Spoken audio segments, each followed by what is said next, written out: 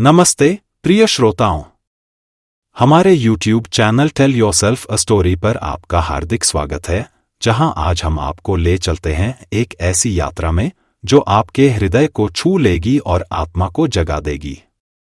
यह है 1 घंटे का ऑडियो बुक जो सामवेद, वैदिक संगीत और आध्यात्मिकता के अनमोल रत्न की कहानी को एक रोमांचक कथा के रूप में प्रस्तुत करता है।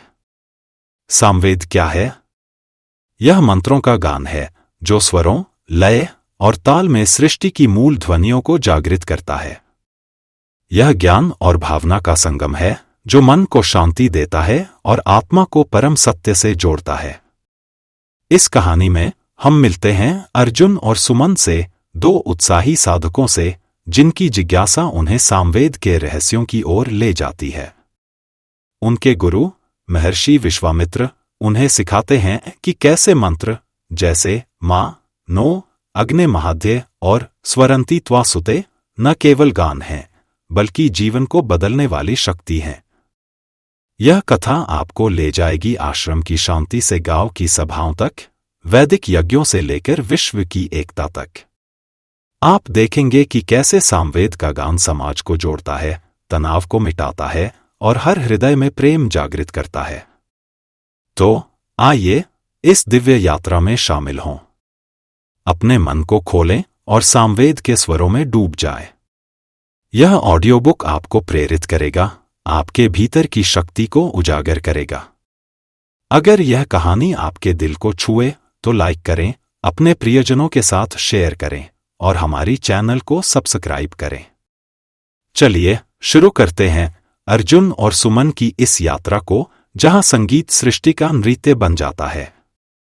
किसी प्राचीन काल में हिमालय की गोद में बसा था एक छोटा सा आश्रम, जहां ज्ञान की खोज में आए साधक दिन रात वेदों का अध्ययन करते थे। इस आश्रम में रहता था अर्जुन, एक युवा साधक जिसके मन में सत्य की तलाश एक जलती हुई ज्वाला की तरह थी। अर्जुन न केवल बुद्धिमान था, बल्कि उसका हृदय भावनाओं से भरा था। वह अक्सर सोचता, ज्ञान तो मैंने बहुत अर्जित किया, पर मेरे हृदय की प्यास अभी बुझी नहीं। क्या कोई ऐसी राह है जो मुझे परम सत्य तक ले जाए? एक दिन आश्रम के गुरु महर्षि विश्वामित्र ने साधकों को एकत्र किया। उनकी आंखों में एक गहरी चमक थी, मानो वे कोई रहस्य खोलने वाले हों। उन्होंने कहा, वेदों में एक ऐसा वेद है जो ज्ञान और भावना का संगम है। यह सामवेद है जिसे स्वयं भगवान श्री कृष्ण ने गीता में कहा, वेदाना सामवेदोस्मि, वेदों में मैं सामवेद हूं। अर्जुन के कानों में यह वाक्य गूंज उठा। उसने मन ही मन ठान लिया कि वह सामवेद के रहस्य को समझेगा। गुरु ने आगे बताया, सामवेद कोई साधारण पुस्तक नहीं। यह ज्ञान की एक परिष्कृत धारा है जो गान के माध्यम से व्यक्त होती है। वेद का अर्थ है दिव्य साक्षात्कार से प्राप्त ज्ञान, और सामवेद इस ज्ञान को भावनाओं के साथ जोड़कर परमात्मा तक पहुंचने का मार्ग दिखाता है। अर्जुन के मन में जिज्ञासा और बढ़ गई। उसने गुरु से पूछा, गुरुदेव, सामवेद में ऐसा क्या है जो इसे अन्य वेदों से अलग बनाता है? महर्षि मुस्कुराए और बोले, अर्जुन, सामवेद का रहस्य समझने के लिए तुम्हें ज्ञान और भावना के मेल को समझना होगा। ज्ञान तुम्हें दिशा देता है, पर भावना के बिना वह अधूरा है। जैसे सूरज की किरणें बिना गर्मी के ठंडी रहें, वैसे ही ज्ञान बिना भावना के सूखा है। सामवेद में गान के माध्यम से यह भावना व्यक्त होती है जो हृदय को परमात्मा से जोड़ती है। अर्जुन ने गहरी सांस ली। उसने सुना था कि वेदों के मंत्र अनुभूति से जन्मे हैं, और सामवेद में ये मंत्र गान की शक्ति से और भी प्रभावशाली हो जाते हैं। गुरु ने एक प्राचीन कथा सुनाई जिसमें बताया गया कि जब ऋषियों ने ईश्वर का साक्षात्कार किया तो उनके अनुभव शब्दों में पूरी तरह व्यक्त नहीं हो सके। उन्होंने कहा, नेति नेति, यह नहीं, यह नहीं। शब्द सीमित थे, पर गान ने उनकी अनुभूति को उड़ान दी। सामवेद इसी गान का संग्रह है जो ज्ञान को भावनाओं के पंख देता है। अर्जुन ने रात को आश्रम की छत पर बैठकर तारों भरे आकाश की ओर देखा। उसने सोचा, यदि सामवेद गान है तो क्या यह मेरे हृदय की पुकार को भी व्यक्त कर सकता है? उसने तय किया कि वह सामवेद के मंत्रों को सीखेगा और उनके गान को समझेगा। अगले दिन वह गुरु के पास गया और बोला, मुझे सामवेद की गहराई में उतरना है, कृपया मुझे मार्ग दिखाए। गुरु ने अर्जुन को एक प्राचीन ग्रंथ सौंपा जिसके पन्नों पर सामवेद के मंत्र और उनकी व्याख्या थी। उन्होंने कहा, अर्जुन, सामवेद को समझने के लिए तुम्हें पहले यह जानना होगा कि भावना ही वह शक्ति है जो ईश्वर से मिलाती है।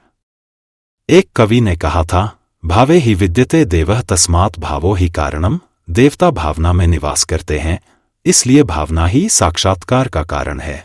अर्जुन ने ग्रंथ खोला और पढ़ना शुरू किया। उसने जाना कि सामवेद में गान का महत्व इसलिए है क्योंकि यह हृदय की गहराइयों को छूता है।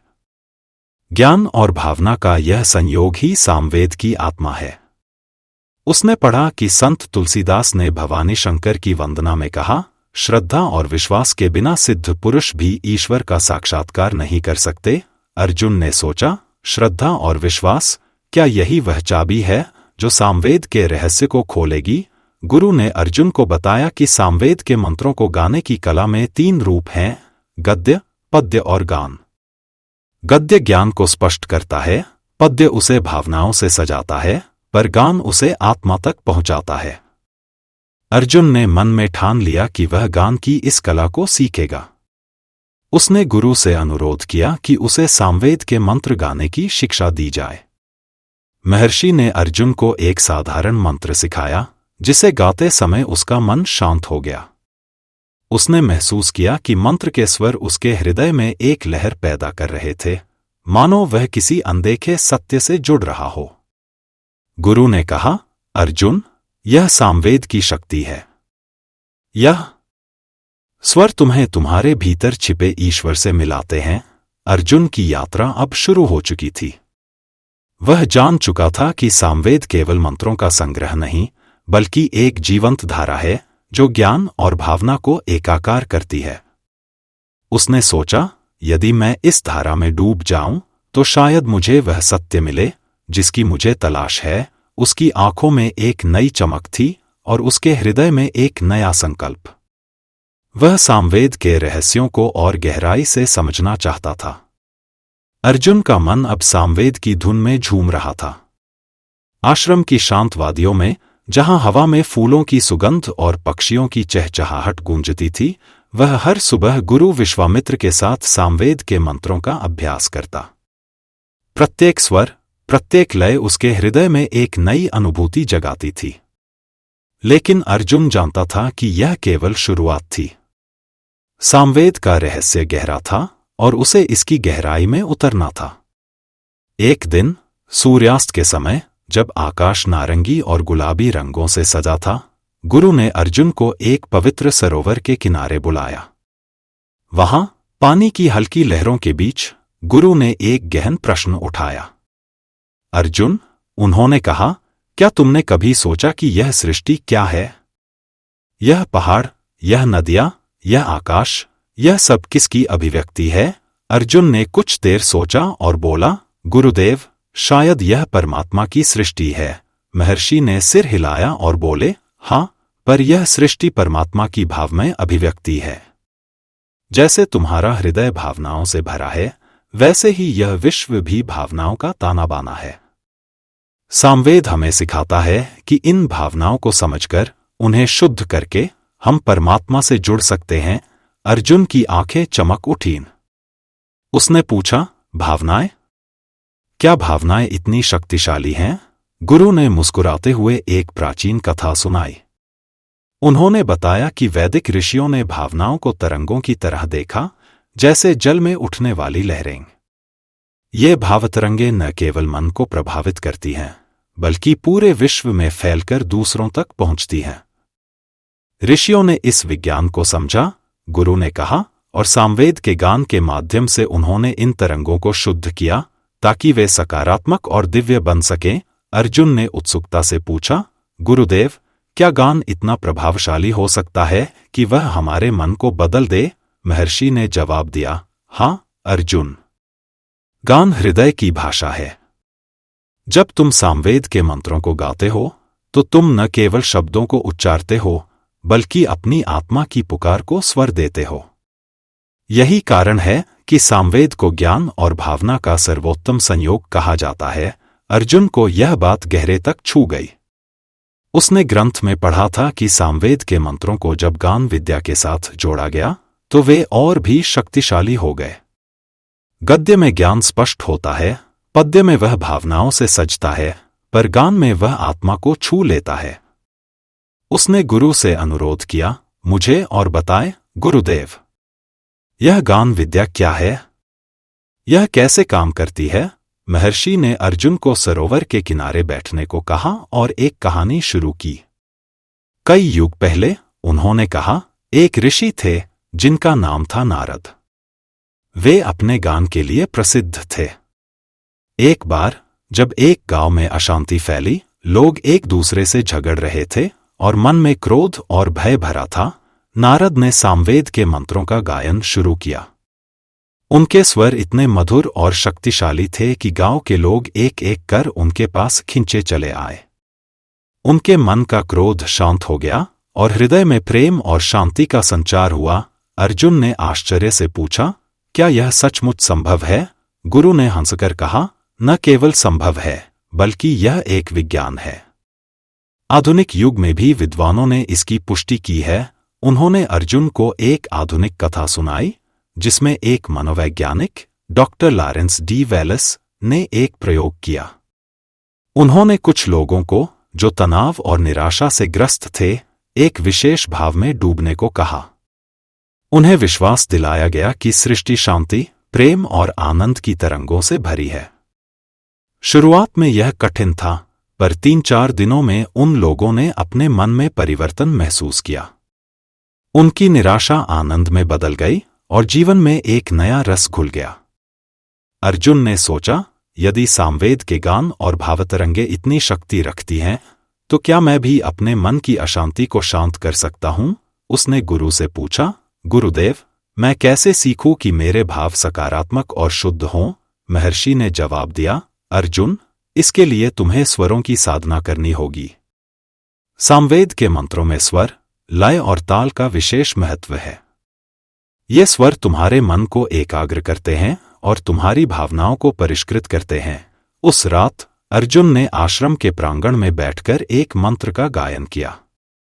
उसने महसूस किया कि स्वर उसके शरीर में एक ऊर्जा प्रवाहित कर रहे थे, मानो उसका मन एक शांत झील बन गया हो। उसने गुरु से सीखा था कि सामवेद के मंत्रों को गाते समय मन को पूरी तरह समर्पित करना होता है।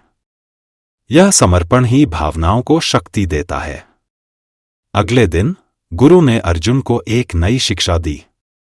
उन्होंने बताया कि सामवेद में 3 प्रकार की अभिव्यक्तियां हैं, गद्य, पद्य और गान। गद्य में यजुर्वेद के मंत्र बोले जाते हैं, जो स्पष्ट और संक्षिप्त होते हैं। पद्य में ऋग्वेद और अथर्ववेद के मंत्र गाए जाते हैं, जो भावनाओं से भरे होते हैं। पर सामवेद में ये मंत्र गान के रूप में व्यक्त होते हैं, जो सीधे हृदय को छूते हैं। अर्जुन ने सोचा, यह तो अद्भुत है। सामवेद ने अभिव्यक्ति की कला को एक नया आयाम दिया।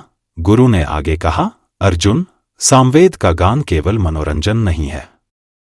यह एक साधना है जो तुम्हें तुम्हारे भीतर छिपे ईश्वर से जोड़ती है।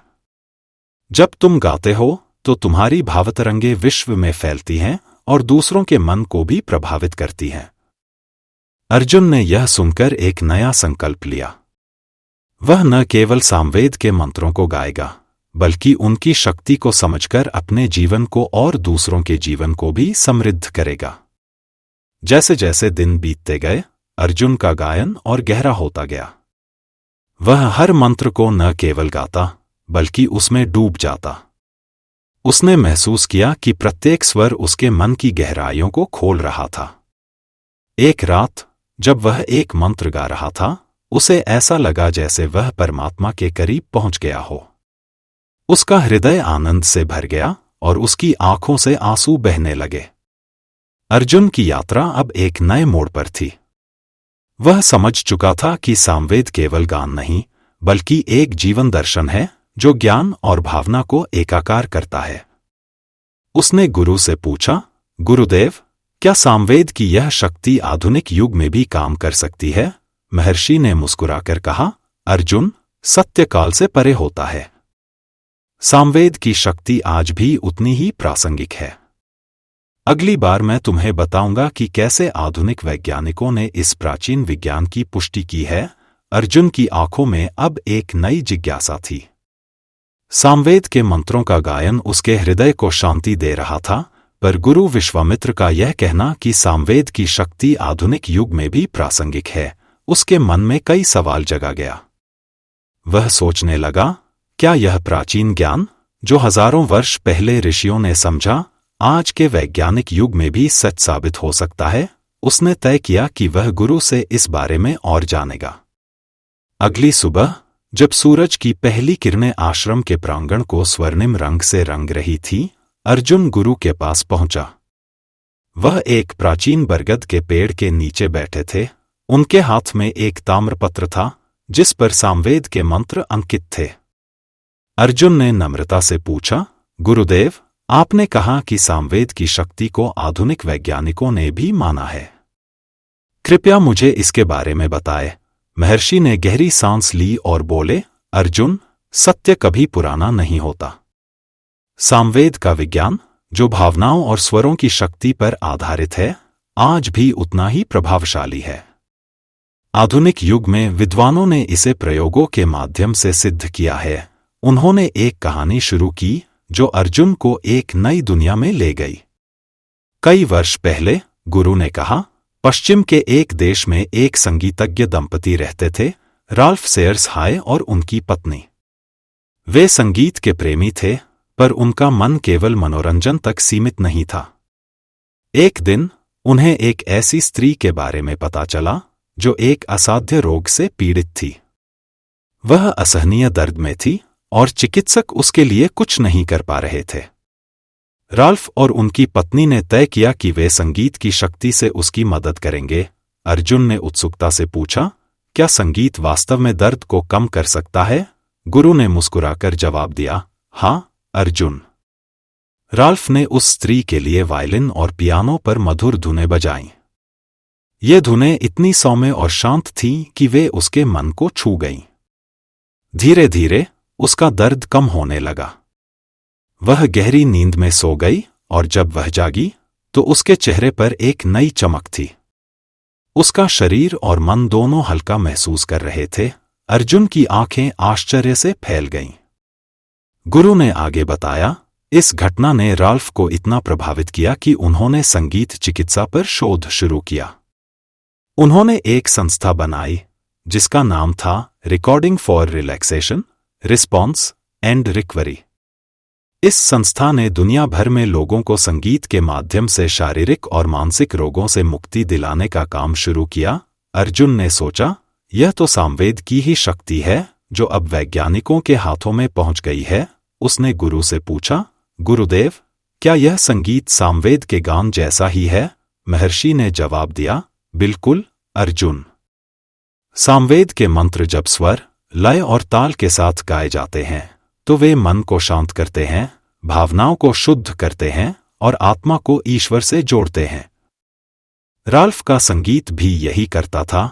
वह भावतरंगों को सकारात्मक दिशा देता था। गुरु ने अर्जुन को एक और कथा सुनाई जो सामवेद के विज्ञान को और स्पष्ट करती थी। पश्चिम में एक अन्य विद्वान थे, डॉक्टर मैककेडन। उन्होंने गायन की शक्ति पर शोध किया। उनका मानना था कि गायन, चाहे वह किसी वाद्ययंत्र के साथ हो या बिना उसके, मनुष्य के मन को सबसे अधिक प्रभावित करता है। जब कोई व्यक्ति पूरे हृदय से गाता है तो उसके शरीर में एक विशेष ऊर्जा प्रवाहित होती है जो तनाव को दूर करती है और आनंद को जन्म देती है। अर्जुन ने यह सुनकर अपने गायन के अनुभव को याद किया। जब वह सामवेद के मंत्र गाता था तो उसे ऐसा लगता था जैसे उसका मन एक शांत समुद्र में डूब रहा हो। उसने गुरु से पूछा, गुरुदेव, क्या सभी प्रकार के संगीत में यह शक्ति होती है? महर्षि ने जवाब दिया, नहीं अर्जुन।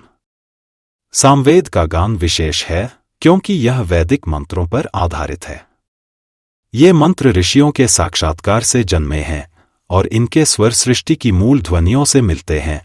गुरु ने अर्जुन को एक प्राचीन सूत्र बताया, स्वरंती त्वा सुते। यह सामवेद का एक मंत्र था जो शिष्यों को संगीत के माध्यम से ईश्वर को पुकारने की सलाह देता था। अर्जुन ने इस मंत्र को गाना शुरू किया और उसे लगा कि उसके हृदय में एक नई ऊर्जा जाग रही थी। गुरु ने कहा, अर्जुन, यह स्वर तुम्हारी चेतना को ऊंचा उठाते हैं। सामवेद के स्वरों में वह शक्ति है जो मनुष्य को उसके भीतर छिपे ईश्वर से मिलाती है। अर्जुन ने ग्रंथ में पढ़ा था कि सामवेद के मंत्रों में विशेष श्रुतियां होती हैं, जैसे तीव्र, कुमुद्वती, मंदा और चंद्रिका। ये श्रुतियां भारतीय शास्त्रीय संगीत की आधारशिला हैं और इन्हें सामवेद से ही लिया गया है। प्रत्येक श्रुति का एक विशेष प्रभाव होता है। कुछ मन को शांत करती हैं, कुछ उत्साह जगाती हैं और कुछ ध्यान में डुबो देती हैं। अर्जुन ने सोचा, यह तो अद्भुत है। सामवेद ने संगीत को एक विज्ञान बना दिया। गुरु ने अर्जुन को एक और आधुनिक प्रयोग के बारे में बताया। कुछ वर्ष पहले उन्होंने कहा, एक शहर में अपराध और आत्महत्याओं की संख्या बढ़ रही थी। वहां के लोग निराश और तनावग्रस्त थे। कुछ विद्वानों ने एक प्रयोग किया। उन्होंने सामूहिक रूप से सकारात्मक भावनाओं के साथ गायन और मंत्रोच्चार का आयोजन किया। आश्चर्यजनक रूप से कुछ ही दिनों में शहर का माहौल बदल गया। अपराध की दर कम हुई और लोगों के चेहरों पर मुस्कान लौट आई। अर्जुन ने यह सुनकर अपने गांव की याद की, जहां लोग अक्सर छोटी छोटी बातों पर झगड़ते थे। उसने सोचा, यदि सामवेद का गान मेरे गांव में भी गूंजे तो शायद वहां भी शांति स्थापित हो। उसने गुरु से पूछा, गुरुदेव, क्या मैं अपने गांव में सामवेद के मंत्रों का गायन शुरू कर सकता हूं? महर्षि ने जवाब दिया, हाँ अर्जुन, पर इसके लिए तुम्हें पहले सामवेद की संरचना और उसके मंत्रों की गहराई को समझना होगा। गुरु ने बताया कि सामवेद में मंत्रों को 3 रूपों में गाया जाता है, गद्य, पद्य और गान। यद्यपि सामवेद का आधार गान है, इसमें ऋग्वेद और यजुर्वेद के मंत्र भी शामिल हैं जो संगीतमय रूप में गाए जाते हैं। अर्जुन ने यह सुनकर आश्चर्य व्यक्त किया, तो क्या सामवेद अन्य वेदों का सार है? गुरु ने सिर हिलाया और बोले, हाँ अर्जुन, सामवेद सभी वेदों की आत्मा है, क्योंकि यह ज्ञान को भावनाओं के साथ व्यक्त करता है। अर्जुन की यात्रा अब एक नए पड़ाव पर थी। वह समझ चुका था कि सामवेद का गान केवल एक कला नहीं, बल्कि एक विज्ञान है जो प्राचीन और आधुनिक दुनिया को जोड़ता है। उसने मन में ठान लिया कि वह सामवेद के स्वरों को और गहराई से सीखेगा, ताकि वह न केवल अपने मन को शांत कर सके, बल्कि दूसरों के जीवन में भी आनंद और शांति ला सके। जैसे ही सूरज ढल रहा था, अर्जुन ने एक मंत्र का गायन शुरू किया।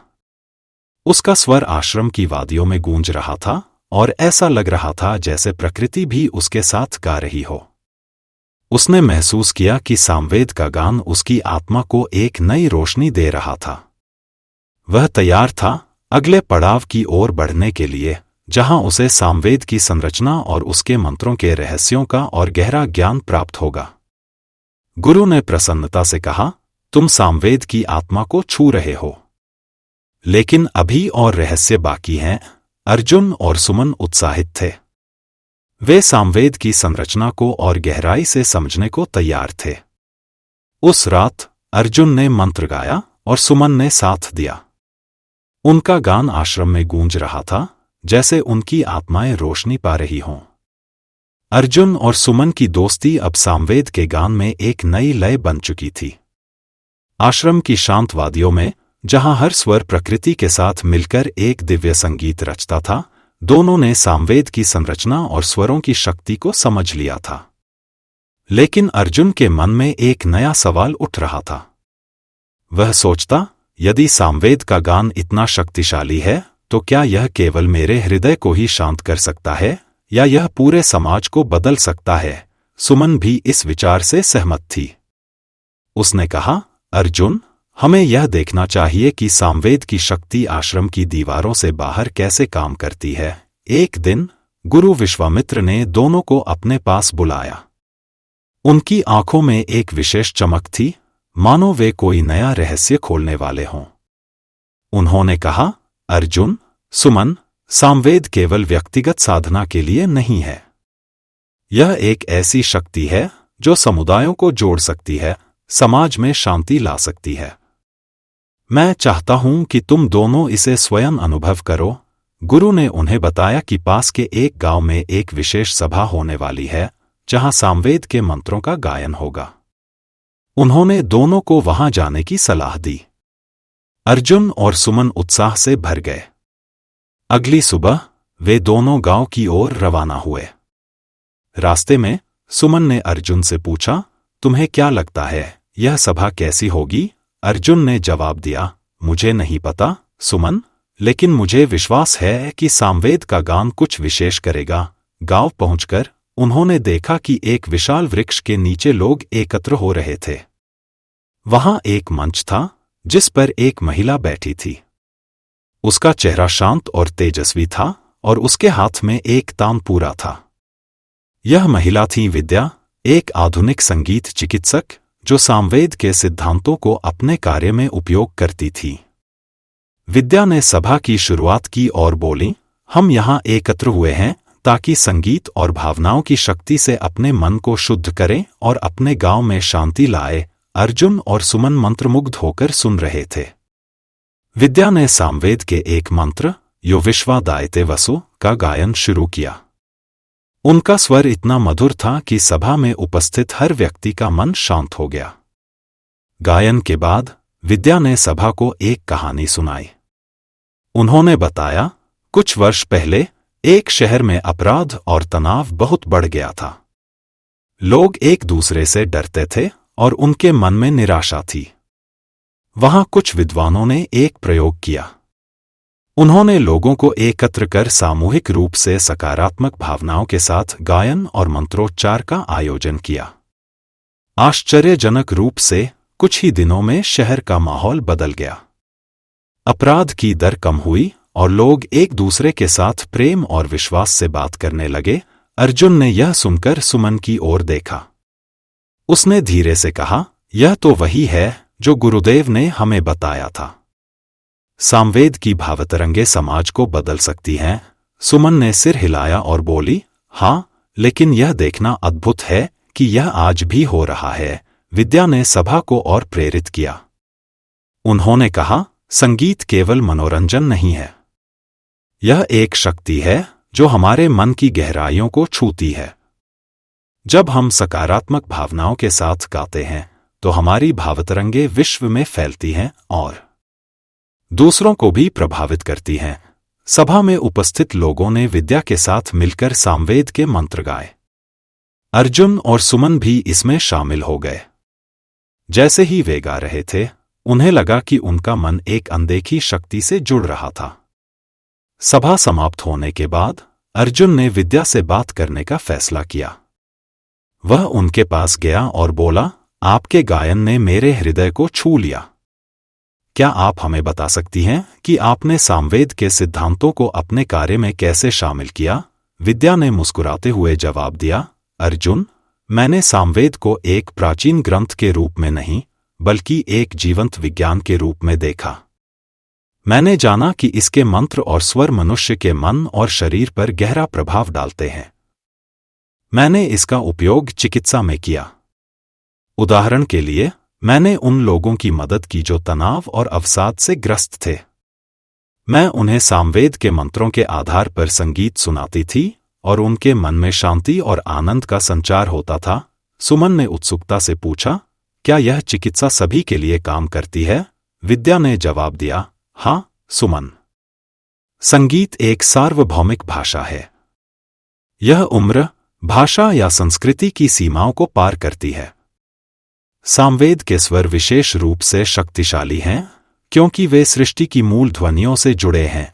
विद्या ने एक और कहानी साझा की जिसमें उन्होंने एक बच्चे की मदद की थी जो डर और चिंता से ग्रस्त था। उन्होंने उसे सामवेद के मंत्र मानो अग्ने महाध्य के आधार पर एक मधुर धुन सुनाई और बच्चे का मन धीरे धीरे शांत हो गया। अर्जुन ने यह सुनकर अपने गांव की याद की। वहां भी लोग अक्सर छोटी छोटी बातों पर तनावग्रस्त रहते थे। उसने सोचा, यदि मैं सामवेद के गान को अपने गांव में ले जाऊं तो शायद वहां भी शांति स्थापित हो। उसने विद्या से पूछा, हम इस शक्ति को अपने समुदाय में कैसे ले जा सकते हैं? विद्या ने जवाब दिया, अर्जुन, इसके लिए तुम्हें पहले सामवेद के मंत्रों को गहराई से सीखना होगा। फिर तुम्हें लोगों को एकत्र कर उनके साथ गायन करना होगा। जब लोग सकारात्मक भावनाओं के साथ गाते हैं तो उनकी भावतरंगें पूरे समुदाय को प्रभावित करती हैं। सभा के बाद अर्जुन और सुमन गांव में रुके। उन्होंने देखा कि सभा में शामिल लोग एक दूसरे से अधिक प्रेम और सम्मान से बात कर रहे थे। गांव का माहौल पहले से हल्का और खुशहाल लग रहा था। सुमन ने अर्जुन से कहा, यह सामवेद की शक्ति है अर्जुन। यह न केवल हमारे मन को बदलता है बल्कि हमारे आसपास की दुनिया को भी। उस रात अर्जुन और सुमन एक तारे भरे आकाश के नीचे बैठे। अर्जुन ने एक मंत्र का गायन शुरू किया और सुमन ने उसका साथ दिया। उनका गायन गांव की शांत हवा में गूंज रहा था और ऐसा लग रहा था जैसे प्रकृति भी उनके साथ गा रही हो। अर्जुन ने सोचा, सामवेद केवल एक वेद नहीं है, यह एक जीवन दर्शन है जो हमें सिखाता है कि हम अपनी भावनाओं को शुद्ध कर सकते हैं और दुनिया को बेहतर बना सकते हैं। अर्जुन और सुमन की यात्रा अब एक नए मोड़ पर थी। वे समझ चुके थे कि सामवेद की शक्ति केवल आश्रम तक सीमित नहीं है। यह एक ऐसी शक्ति है जो समाज को बदल सकती है, लोगों के मन को जोड़ सकती है। लेकिन अभी उनकी यात्रा पूरी नहीं हुई थी। उन्हें सामवेद के मंत्रों की गहराई, उनके स्वरों और लय की शक्ति को और समझना था। वे तैयार थे अगले पड़ाव की ओर बढ़ने के लिए, जहां उन्हें सामवेद के मंत्रों के दार्शनिक और आध्यात्मिक आयामों का पता चलेगा। जैसे ही चंद्रमा गांव के ऊपर चमक रहा था, अर्जुन ने एक मंत्र का गायन शुरू किया। उसका स्वर रात की शांति में गूंज रहा था और सुमन की आवाज उसका साथ दे रही थी। ऐसा लग रहा था जैसे सामवेद का गान उनकी आत्माओं को एक नई रोशनी दे रहा हो। अर्जुन और सुमन का मन सामवेद की शक्ति से आलोकित था। गांव की सभा में उन्होंने देखा कि मंत्रों का गायन समाज में शांति लाता है, लेकिन वे जानना चाहते थे कि यह उनकी आत्मा को परमात्मा से कैसे जोड़ता है। इस सवाल के साथ वे आश्रम लौटे, जहां गुरु विश्वामित्र उनकी प्रतीक्षा कर रहे थे। अर्जुन ने कहा, गुरुदेव, सामवेद समाज को बदलता है, लेकिन इसका गहरा अर्थ क्या है? सुमन ने पूछा, क्या इसके स्वर सृष्टि की मूल ध्वनियों से जुड़े हैं? महर्षि ने मुस्कुराकर जवाब दिया, तुम सही दिशा में हो। सामवेद ज्ञान और भावना का संगम है। उन्होंने दोनों को एक जलाशय के किनारे ले जाकर सूत्र उच्चारित किया, भावे ही विद्यते देवः तस्मात् भावो ही कारणम। गुरु ने समझाया, ईश्वर भावना में निवास करता है, लेकिन भावना को ज्ञान का साथ चाहिए। सामवेद इन्हें एकाकार करता है। अर्जुन ने पूछा, यह संगम कैसे काम करता है? महर्षि ने कहा, ज्ञान दीपक है और भावना तेल। सामवेद इन दोनों को जोड़कर परमात्मा तक ले जाता है। सुमन ने पूछा, कोई उदाहरण? गुरु ने तुलसीदास की कथा सुनाई, जिन्होंने कहा कि श्रद्धा और विश्वास के बिना ईश्वर का साक्षात्कार नहीं होता। श्रद्धा भावना है, विश्वास ज्ञान। सामवेद इन्हें संतुलित करता है। अर्जुन ने अपने गायन को याद किया, जिसमें उसका मन स्पष्ट और हृदय भावपूर्ण होता था। उसने पूछा, क्या मंत्रों में यह शक्ति है? गुरु ने जवाब दिया, हाँ, सामवेद के मंत्र ऋषियों के साक्षात्कार से जन्मे हैं। स्वर और लय के साथ गाए जाने पर वे चेतना को ऊंचा उठाते हैं।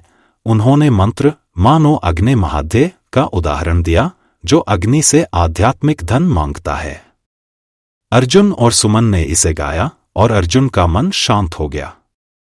सुमन ने कहा, मुझे रोशनी का अनुभव हुआ। महर्षि ने कहा, यह सामवेद की शक्ति है।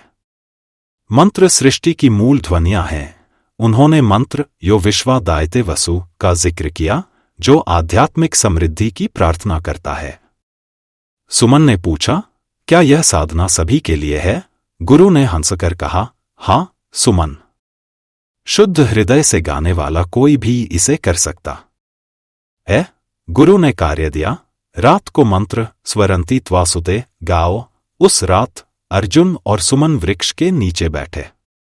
उनके स्वर आश्रम में गूंजे और अर्जुन को लगा कि उसका मन अनंत सागर में डूब रहा है। सुमन का हृदय आनंद से भर गया। अर्जुन ने कहा, यह मेरी आत्मा की पुकार है। सुमन ने जवाब दिया, यह हमें बड़ा बनाता है। अर्जुन और सुमन समझ चुके थे कि सामवेद साधना है जो ज्ञान और भावना को जोड़ती है। लेकिन उनकी यात्रा बाकी थी। वे मंत्रों के गहरे अर्थ और व्यावहारिक उपयोग को और समझने को तैयार थे। अर्जुन ने मंत्र गाया और सुमन ने साथ दिया। उनका गान आश्रम में गूंज रहा था, जैसे उनकी आत्माएं रोशनी पा रही हों। अर्जुन और सुमन की आत्मा अब सामवेद के स्वरों में पूरी तरह डूब चुकी थी। आश्रम की शांत रात में, जब चांदनी और मंत्रों की गूंज एक अनोखा संगीत रच रही थी, दोनों ने महसूस किया कि उनकी यात्रा अब एक गहरे आध्यात्मिक स्तर पर पहुंच चुकी है। सामवेद का गान उनके लिए केवल एक कला या विज्ञान नहीं रहा था, यह उनकी आत्मा की पुकार बन गया था। लेकिन वे जानते थे कि सामवेद के और भी रहस्य बाकी हैं। वे इसके मंत्रों की गहराई, उनके अर्थ और उनकी शक्ति को और समझना चाहते थे। अगली सुबह, जब सूरज की किरणें आश्रम के प्रांगण में एक स्वर्णिम आलोक बिखेर रही थीं, अर्जुन और सुमन गुरु विश्वामित्र के पास पहुंचे। अर्जुन ने नम्रता से कहा, गुरुदेव, हमने सामवेद के स्वरों और भावनाओं की शक्ति को अनुभव किया है। लेकिन इसके मंत्रों का गहरा अर्थ क्या है? वे हमें क्या सिखाते हैं? सुमन ने जोड़ा, हाँ गुरुदेव, जब हम मंत्र गाते हैं तो हमारा मन शांत हो जाता है, लेकिन क्या ये मंत्र हमें परमात्मा के और करीब ले जा सकते हैं? महर्षि विश्वामित्र ने दोनों की जिज्ञासा को देखकर गहरी मुस्कान बिखेरी। उन्होंने कहा, अर्जुन, सुमन, तुम सही प्रश्न पूछ रहे हो। सामवेद के मंत्र केवल शब्द या ध्वनियां नहीं हैं, वे ऋषियों के साक्षात्कार की जीवंत अभिव्यक्ति हैं। प्रत्येक मंत्र में एक गहरा अर्थ और शक्ति छिपी है। आज मैं तुम्हें कुछ विशिष्ट मंत्रों के बारे में बताऊंगा। गुरु ने दोनों को एक प्राचीन पुस्तकालय में ले जाया, जहां ताड़पत्रों पर सामवेद के मंत्र अंकित थे। पुस्तकालय की दीवारों पर वैदिक प्रतीकों की नक्काशी थी और हवा में अगरबत्ती की हल्की सुगंध तैर रही थी। गुरु ने एक ताड़पत्र उठाया और बोले, सामवेद के मंत्रों में से कुछ ऐसे हैं जो विशेष रूप से शक्तिशाली हैं। इनमें से एक है मानो अग्ने महाध्य। उन्होंने मंत्र का उच्चारण किया और उनका स्वर इतना गहन था कि अर्जुन और सुमन को लगा जैसे वह ध्वनि उनके हृदय में उतर रही हो। गुरु ने मंत्र का अर्थ समझाया।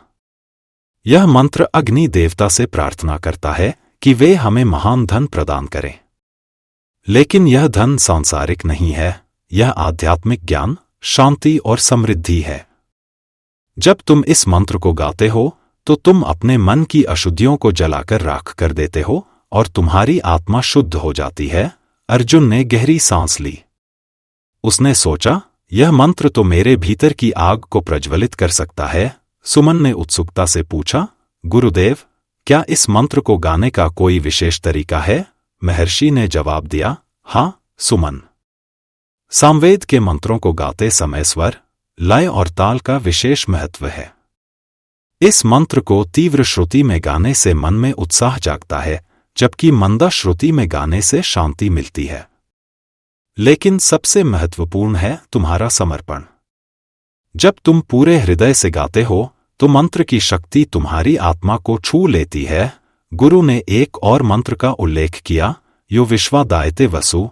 उन्होंने बताया, यह मंत्र उस शक्ति की स्तुति करता है जो विश्व को धन और समृद्धि प्रदान करती है। लेकिन इसका गहरा अर्थ है आध्यात्मिक समृद्धि, वह समृद्धि जो मन को शांति और हृदय को प्रेम से भर देती है। अर्जुन और सुमन ने इस मंत्र को गुरु के साथ गाया। उनके स्वर पुस्तकालय की दीवारों से टकराकर गूंज रहे थे और ऐसा लग रहा था जैसे वे सृष्टि के मूल स्रोत से जुड़ रहे हों। अर्जुन ने पूछा, गुरुदेव, ये मंत्र इतने शक्तिशाली क्यों हैं? महर्षि ने जवाब दिया, अर्जुन, सामवेद के मंत्र ऋषियों के साक्षात्कार से जन्मे हैं। जब वे ध्यान में डूबे तो उन्हें सृष्टि की मूल ध्वनियां सुनाई दी। ये मंत्र उन ध्वनियों का प्रतिबिंब हैं। जब तुम इन्हें गाते हो तो तुम अपनी चेतना को उस मूल स्रोत से जोड़ लेते हो। सुमन ने थोड़ा संकोच करते हुए पूछा, गुरुदेव, लेकिन क्या इन मंत्रों को गाने के लिए विशेष ज्ञान की आवश्यकता है? क्या सामान्य लोग भी इन्हें गा सकते हैं? गुरु ने हंसते हुए कहा, सुमन, सामवेद का गान सभी के लिए है। इसके लिए केवल एक शुद्ध हृदय और समर्पण की आवश्यकता है। प्राचीन काल में गांव के लोग भी इन मंत्रों को गाते थे और इससे उनके जीवन में शांति और आनंद आता था। गुरु ने दोनों को एक और मंत्र सिखाया, स्वरंती त्वा सुते। उन्होंने बताया कि यह मंत्र शिष्यों को स्वरों के माध्यम से ईश्वर की पुकार करने की सलाह देता है। अर्जुन और सुमन ने इस मंत्र को गाया और उन्हें लगा कि उनके शरीर में एक नई ऊर्जा प्रवाहित हो रही है। अर्जुन ने कहा, गुरुदेव, यह मंत्र गाते समय मुझे ऐसा लगा जैसे मैं अपने भीतर एक अनंत शक्ति को महसूस कर रहा हूं। महर्षि ने मुस्कुराकर कहा, यह सामवेद की शक्ति है, अर्जुन। इसके मंत्र तुम्हारी चेतना को ऊंचा उठाते हैं और तुम्हें परमात्मा के करीब ले जाते हैं। लेकिन इन मंत्रों का गायन केवल एक कला नहीं है, यह एक साधना है। इसके लिए तुम्हें अपने मन को शुद्ध करना होगा और अपनी भावनाओं को ज्ञान के साथ जोड़ना होगा। गुरु ने दोनों को एक कार्य सौंपा। उन्होंने कहा, अर्जुन, सुमन, आज रात तुम दोनों मिलकर इन 3 मंत्रों का गायन करो। प्रत्येक मंत्र को विभिन्न श्रुतियों में गाओ और देखो कि वे तुम्हारे मन और शरीर पर क्या प्रभाव डालते हैं। अर्जुन और सुमन ने उत्साह से सिर हिलाया। उस रात जब आश्रम में तारे चमक रहे थे, अर्जुन और सुमन एक प्राचीन मंदिर के पास बैठे। उन्होंने मंत्र मानो अग्ने महाध्य को तीव्र श्रुति में गाया और अर्जुन को लगा जैसे उसका मन ऊर्जा से भर गया हो। फिर उन्होंने यो विश्वादायते वसु को मंदा श्रुति में गाया और सुमन ने गहरी शांति का अनुभव किया। अंत में उन्होंने स्वरंती त्वा सुते को चंद्रिका श्रुति में गाया और दोनों को लगा जैसे उनकी आत्मा एक अनंत सागर में डूब रही हो। गायन समाप्त होने के बाद सुमन ने अर्जुन से कहा, ये मंत्र जादू की तरह हैं। वे हमारे मन को शांत करते हैं और हमें कुछ बड़ा अनुभव कराते हैं। अर्जुन ने जवाब दिया, हाँ सुमन, ये मंत्र हमें सिखाते हैं कि हमारी आत्मा में कितनी शक्ति छिपी है। दोनों ने गुरु के पास जाकर अपने अनुभव साझा किए। महर्षि ने प्रसन्नता से कहा, अब तुम सामवेद के मंत्रों की आत्मा को छू रहे हो, लेकिन अभी और रहस्य बाकी हैं। अर्जुन और सुमन की यात्रा अब एक नए आध्यात्मिक स्तर पर थी। वे समझ चुके थे कि सामवेद के मंत्र केवल शब्द नहीं हैं, वे सृष्टि की मूल ध्वनियां हैं जो आत्मा को परमात्मा से जोड़ती हैं। लेकिन उनकी यात्रा अभी पूरी नहीं हुई थी। उन्हें सामवेद के मंत्रों के और गहरे अर्थ, उनकी लय और ताल की शक्ति और उनके व्यावहारिक उपयोग को और समझना था। वे तैयार थे अगले पड़ाव की ओर बढ़ने के लिए, जहां उन्हें सामवेद की लय और ताल की शक्ति और इसके वैदिक अनुष्ठानों में उपयोग का पता चलेगा। जैसे ही रात गहरा रही थी, अर्जुन ने एक मंत्र का गायन शुरू किया। उसका स्वर आश्रम की शांति में गूंज रहा था और सुमन की आवाज उसका साथ दे रही थी। ऐसा लग रहा था जैसे सामवेद का गान उनकी आत्माओं को एक नई रोशनी दे रहा हो। अर्जुन और सुमन की यात्रा सामवेद की गहराइयों में नया मोड़ ले चुकी थी। आश्रम की रात में उनके मंत्रों की गूंज तारों के साथ मिलकर दिव्य संगीत रच रही थी। वे जानते थे कि सामवेद की शक्ति स्वरों से परे, लय और ताल में भी छिपी है। इस रहस्य को जानने के लिए वे गुरु विश्वामित्र के पास लौटे। सुबह कोहरे के बीच अर्जुन ने पूछा, गुरुदेव, लय और ताल का क्या महत्व है? सुमन ने जोड़ा, मंत्रों की लय मेरे हृदय की धड़कन से ताल मिलाती है। यह कैसे होता है? महर्षि ने कहा, तुम सामवेद की आत्मा को छू रहे हो। इसका गान सृष्टि की मूल लय का प्रतिबिंब है। उन्होंने दोनों को यज्ञशाला में ले जाया, जहां हवन कुंड तैयार था। गुरु ने बताया, सामवेद की लय और ताल सृष्टि की धड़कन से जुड़े हैं। जैसे सूरज और नदियां अपनी लय में चलते हैं, वैसे ही मंत्र मन को एकाग्र करते हैं। सुमन ने पूछा, यह मंत्रों को शक्तिशाली कैसे बनाता है?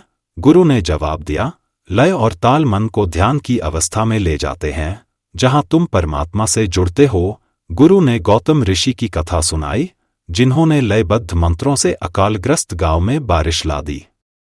अर्जुन ने पूछा, क्या लय इतनी शक्ति रखती है?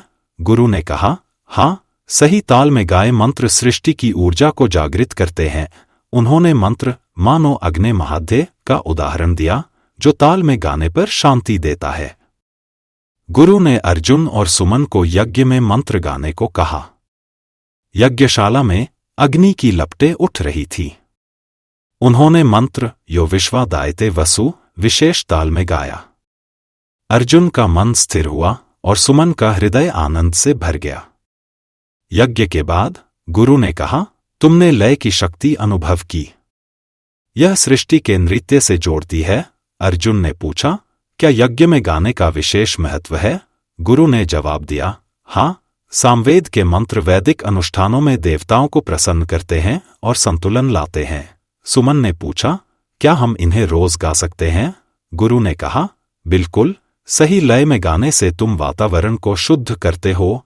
गुरु ने मंत्र स्वरंती त्वासुते सिखाया, जो ताल में ध्यान की अवस्था देता है।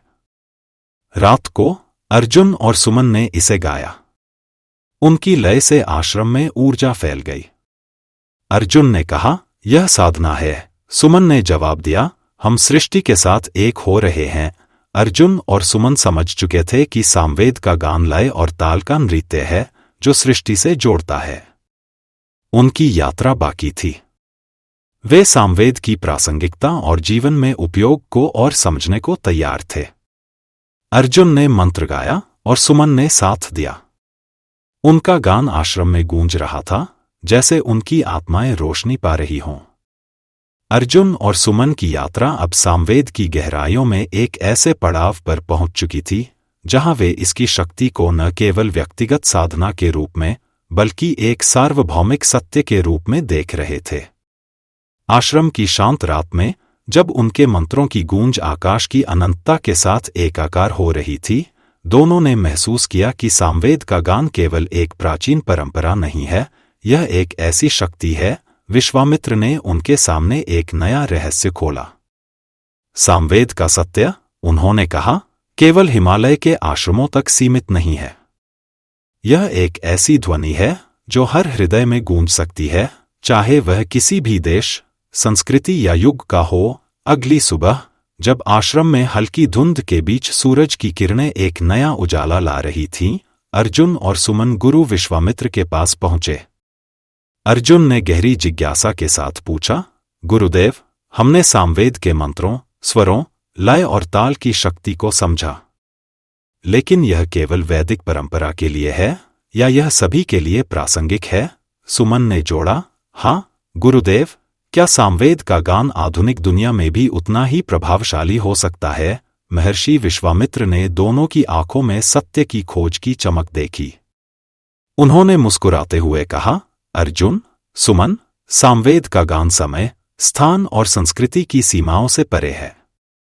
यह एक सार्वभौमिक सत्य है जो हर मनुष्य की आत्मा को छू सकता है। आज मैं तुम्हें इसे अनुभव करने का अवसर दूंगा। गुरु ने दोनों को बताया कि आश्रम में एक विशेष सभा होने वाली है, जिसमें विभिन्न देशों और संस्कृतियों के साधक एकत्र होंगे।